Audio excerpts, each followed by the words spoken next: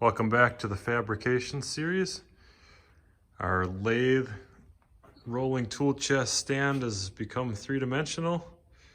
Got everything tacked together here. It's about 30 inches wide, about 30 inches tall with the casters. And then we'll have the shelf on the bottom that the tool chest will sit on.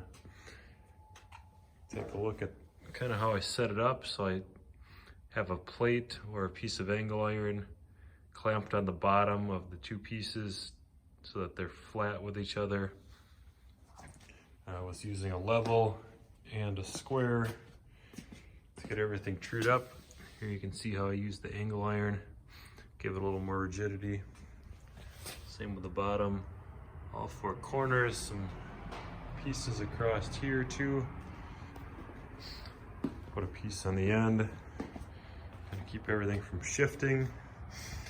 And then I used the ratchet straps to pull everything together so that the pieces were all tight at the joints. Because sometimes as you're welding, things will pull or push certain directions and you'll get a gap. For the welding, using a Miller TIG welder, a Dynasty 200. It's a Weld Mogul stubby gas lens kit. It runs off the foot pedal. I do have a Velcro attach finger slider, but I find that to be more bulky than anything. So mostly just use the foot pedal when I'm down on the floor. Welding stuff, I'll use my knee and lean into it instead of using my foot. Once I get a little farther into this, I'll be flipping this thing around on its side, upside down. That'll allow me to weld a lot easier. I did make up plates, which will go on the bottom of the legs for our casters we're going to put on. There's going to be 4 casters, all swiveling, all with locks, so that when I want to move it around to clean or reposition the garage, it'll be no problem.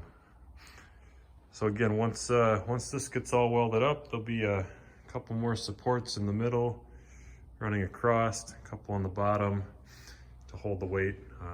I'll have supports underneath where these 2 bolt holes are there, and a third one on the end there, so I can bolt it right down, have everything sitting on a piece of metal instead of cantilevered out. So I think that's all we got for you this time. Make sure to subscribe. I'll be back with another video once I get some more progress done.